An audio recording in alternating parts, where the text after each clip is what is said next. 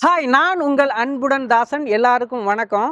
இன்னைக்கு நாம எதை பத்தி பேச போறோம் அப்படின்னா, கல்கி அவதாரம். இந்த கல்கி அவதாரம் உண்மையிலேயே ஒரு ஹியூமன் சோர்ஸா, இல்ல ஒரு பவர்ஃபுல் சோர்ஸா இந்த உலகத்துல வந்து வேலை செய்யுமா அப்படின்றது தான் இந்த வீடியோல பார்க்க போறோம். அதோடு மட்டும் இல்ல, அதாவது இந்த கல்கி 2898 ஏடி இந்த படத்துல எவ்வளோ விஷயங்கள் மறைமுகமா வச்சிருக்காங்க அப்படின்றதான் பார்க்க போறோம். இந்த கல்கி அவதாரத்துக்கு முதன்மையா விளங்குறது விஷ்ணு பகவான் தான்.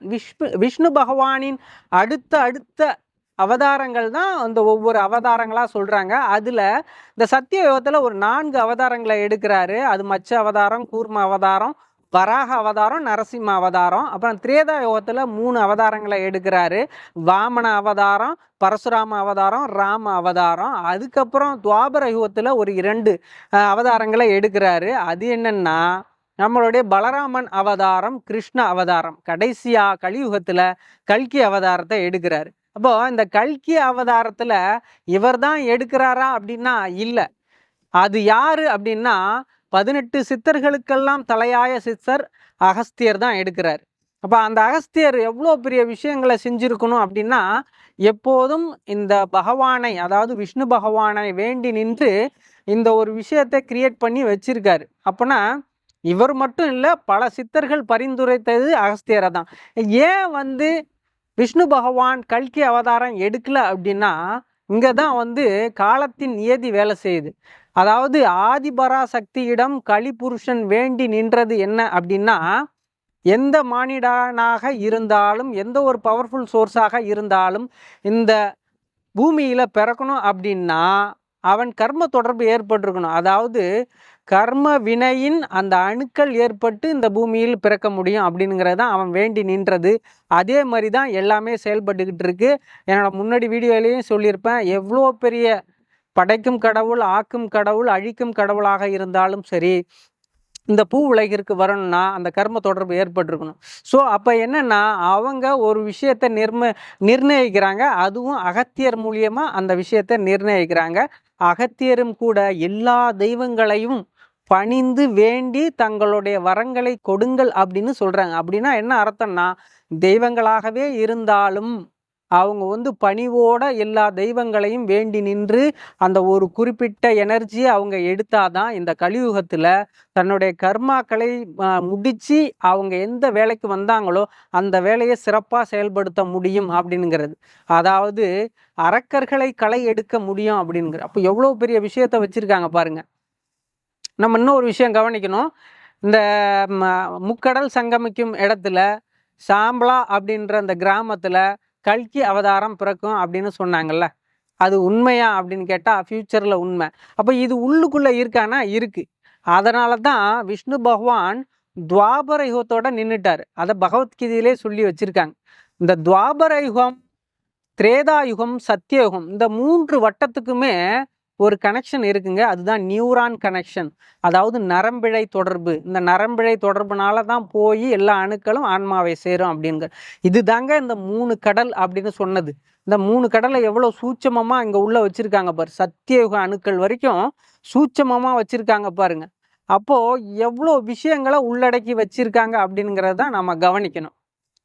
இன்னும் ஒரு விஷயம் எப்படின்னா, இந்த நியூரான்னு சொன்னேன்ல, அந்த நியூரானை நீங்கள் கனெக்ட் பண்ணிக்கணும். எப்படி தலைக்குள்ளே வந்து இந்த நரம்பிழைகள் ஆன்மாவை சென்றடையுமோ, அதே மாதிரி எலான் மாஸ்க் அப்படின்னு சொல்லப்படுறது சிப்பை வச்சுக்கிட்டு இருக்கார். அதாவது நியூரா லிங்க் அப்படின்னு அந்த சிப்பை வச்சுட்டு இருக்கார். எவ்வளோ பெரிய மாற்றத்தை பிற்காலத்தில் ஏற்படுத்த போகுது அப்படிங்கிறது தான் இந்த கல்கி அவதாரத்தோட உண்மையான பவர்ஃபுல்லான ஒரு விஷயமே இதுதான்.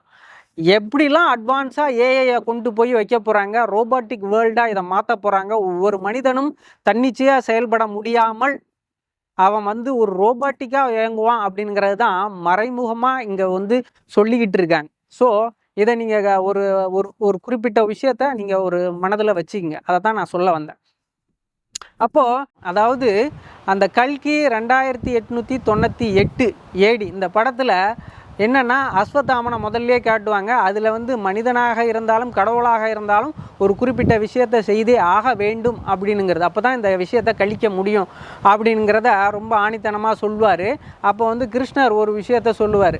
அதாவது நீ என் கையால் இப்போ இறக்கக்கூடாது, ஏன்னா என்னுடைய பிறவி வந்து கலிகாலத்தில் நடக்கும் கல்கி அவதாரமா, அப்போ நீ என்னை காப்பாற்றி உன்னுடைய பாவ கர்மத்தை கழித்துக்கொள் அப்படின்னு சொல்லுவார்.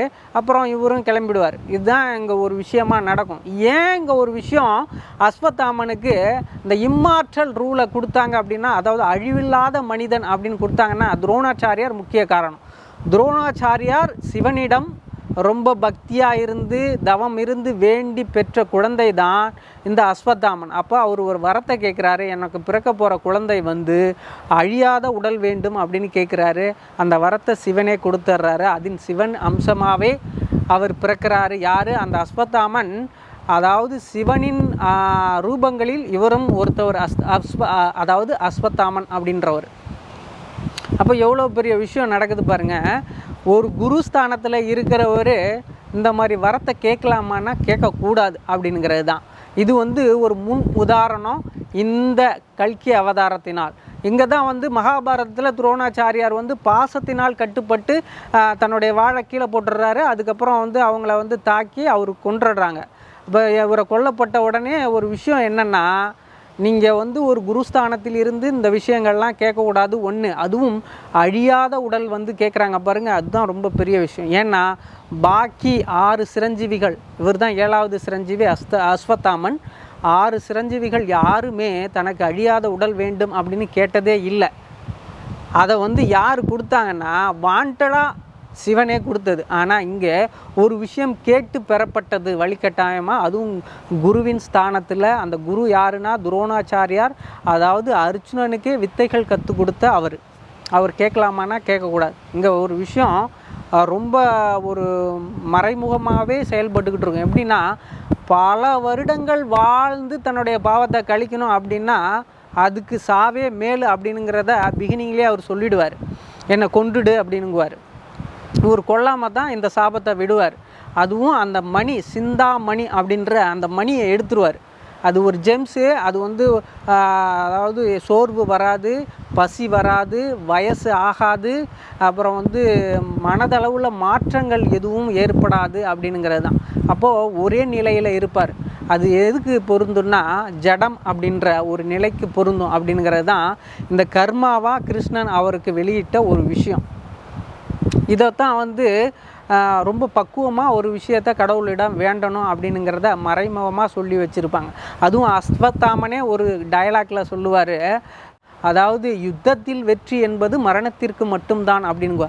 அப்போது அந்த வெற்றி அப்படிங்கிற அந்த சூட்சமாக மரணத்தில் இருக்குன்னா, மரணத்துக்கு அப்புறம் ஆன்மாவிற்கு அந்த மரணம் கிடையாது அப்படிங்கிற ஒரு உண்மையை மறைமுகமாக சொல்லியிருப்பார். ஆன்மா இன்னொரு பிறவியை எடுத்து அதை கழிக்கும். எவன் ஒருவன் ஒரு போரில் ஈடுபட்டுக்கிட்டு அவன் சாவுறானோ அந்த நேரத்தில் மட்டும்தான் அவனுக்கு அந்த மரணம் ஏற்படுகிறது. அதே அந்த வைராக்கியத்தோடு அந்த ஆன்மா இன்னொரு பிறவி எடுத்து மறுபடியும் இந்த போர் சூழல்லையே உருவாகும் அப்படிங்கிறது தான். இன்னொன்று யாஸ்கின் காம்ப்ளெக்ஸ் அப்படின்னு சொல்கிற அந்த யாஸ்கின் வந்து சுப்ரீம் காட். அவர் வந்து ஒரு டயலாக் சொல்லுவார். என்னென்னா, எத்தனை யுகங்கள் கொடுத்தாலும் எத்தனை பிறவிகள் கொடுத்தாலும் மனிதன் மாறுவதில்லை, மாறவும் மாட்டான் அப்படின்னுவார். இங்கே தான் ஒரு விஷயம் ரொம்ப ஒழிச்சு வச்சுருக்காங்க. எப்படின்னா, மனிதன் மாறாமல் சித்தர்கள் இல்லவே இல்லை அப்படிங்கிறது தான் ரொம்ப முக்கியமான ஒரு உண்மை. அப்போது மனிதன் மாற்றமடைவான், உணர்வுகளில் ஒரு விஷயத்தை செலுத்தினா மாற்றமடையக்கூடும் அப்படிங்கிறது தான். எப்போ ஒரு பேடு விஷயம், அதாவது சுப்ரீம் காட் அப்படின்னு சொல்லப்படுற அந்த யாஸ்கின் இந்த படத்தில் ஒரு பேடு விஷயமாக தான் க்ரியேட் ஆவார். அவர் வந்து ஒரு விஷயத்தை எவ்வளோ விதமாக மறைக்கிறார் பாருங்கள். மனிதன் தெளிஞ்சிடக்கூடாது அப்படிங்கிறதுக்காக மாற மாட்டான்னு உறுதியாக சொல்லிடுவார். அங்கே ஒரு ட்விஸ்ட் இருக்குது. அப்புறம் இன்னொன்று என்னென்னா, அதாவது பெண்களின் அந்த தொப்புள் கொடியில் இருந்து அந்த சிரம் எடுப்பாங்க. அந்த சிரம் எதை காட்டுது அப்படின்னா, ஒரு ஸ்டெம் செல்ஸ் அப்படின்ற அந்த ஒரு விஷயத்தை காட்டுது. இப்போ உள்ள ஆராய்ச்சி அதை தான் சொல்லுது. ஆனால் இங்கே ஒரு சூட்சமமான விஷயம் என்ன அப்படின்னா, அந்த தொப்புள் கொடியில் ஒரு ட்ராப்பை மட்டும்தான் அந்த கல்கி அப்படின்ற அந்த கருக்குள்ளே இருந்து எடுப்பாங்க. அந்த ட்ராப்பை வந்து கமலுக்கு அதை செலுத்துவாங்க. யாஸ்கின் அப்படின்ற அந்த கதாபாத்திரத்துக்கு செலுத்துவாங்க. ரொம்ப பவர்ஃபுல்லாக மாறிடுவார். அங்கே என்ன நடக்கும்னா, அந்த ட்ராப்பை உள்ளே வச்ச உடனே நியூரான்ஸ் எல்லாம் கனெக்ட் ஆகும், உடம்புகள் எல்லாம் பலமாக மாறிடும். அப்படியே நியூரான்ஸ்லாம் புடைக்கிறத காமிப்பாங்க. ஏன் அப்படின்னா அதுதாங்க வாய்வு. இதை வந்து எங்கே வச்சுருக்கான் பாரு நம்மால். நம்மளுடைய விஷ்ணு பகவான் தொப்புள்லேருந்து தொப்புள் கொடி மேலே போய் ஒரு தாமரையாக மலரும். அங்கே வந்து நம்மளுடைய படைக்கும் கடவுள் பிரம்மா இருப்பார். அப்போது இது என்ன அப்படின்னா அந்த தொப்புள் கொடியில் 10ஆம் வாசல் அப்படின்னு சொல்லப்படுற ஒரு வாயு இருக்கும். அந்த வாயு தனஞ்சயன் வாயு அப்படின்னு சொல்லுவாங்க. இப்போ 9 ஒரு விஷயத்தையும் அடைத்து 10ஆம் வாசல் வழியாக இந்த வாயுகள் வெளியேறும். எப்போ ஒரு மனிதனுக்கு மரணம் ஏற்படுகிறதோ அப்போது இந்த 10ஆம் வாசல் அப்படின்னு சொல்லப்படுற தொப்புள் கொடி வழியாகவே வெளியேறும் அப்படிங்கிறது. அப்போ இங்கே ஒரு விஷயம் கவனிக்கணும். இந்த அதாவது யாஸ்கின் ஒரு ப்ராஜெக்ட் வச்சுருப்பார். அதுக்கு பேர் K150 அப்படின்னு வச்சுருப்பாங்க. 150னா எப்படின்னா 5 மாத குழந்தை கருவில் இருக்கும்போது அதாவது அந்த சிரம்னு சொல்லப்படுற அந்த வாயுக்களை எடுக்கிறது தான் அந்த ப்ராஜெக்ட். அந்த ப்ராஜெக்டில் அந்த வாயுக்களை எடுத்தால் எவ்வளோ பெரிய பவர்னுங்கிறத நம்ம இப்போ தெரிஞ்சுக்கணும். எப்படின்னா ஒரு ஆன்மா ஒரு குழந்தைக்குள்ளே வரப்போகுது அப்படின்னா அதை சுமந்து வர்றது எதுனா அந்த தனஞ்சயன் காற்று தான். ஆன்மா பறந்து தான் வரும், அதுவும் ஒளி ரூபத்தில் வரும். மேலே காற்றாய் தனஞ்சயன் காற்று இருக்கும் அப்படிங்கிறது. அது எங்கே வந்து நிற்கும்னா முதல்ல வந்து நிற்கிறது அந்த தொப்புள் கொடிக்கிட்ட. அந்த தொப்புள் கொடி வந்து இந்த தனஞ்சயன் காற்று பிரிந்து, அதாவது அணுக்களாய் பிரிந்து உள்ளே தொப்புள் கொடி மூலம் உள்ளே போகும். அப்போது இது உள்ளே போய் பல விஷயங்களை கிரியேட் பண்ணி மூளைக்குள்ளே போய், அதாவது கபாலம் அப்படின்னு சொல்லப்படுற அந்த சகசிரகாரத்துக்கிட்ட போய் வரவேற்குமா. யாரை? ஆன்மாவை வரவேற்குமா. எவ்வளோ பெரிய விஷயத்த ரொம்ப மறைமுகமாக தொப்புள் கொடி மூலியமாக அந்த பவரை எடுக்கிறாங்க பாருங்கள். நீங்கள் மருத்துவமனையில் சுயமாக ஒரு பெண்ணு ஒரு வீட்டில் இருந்து குழந்தை பெற்றுக்க முடியாது.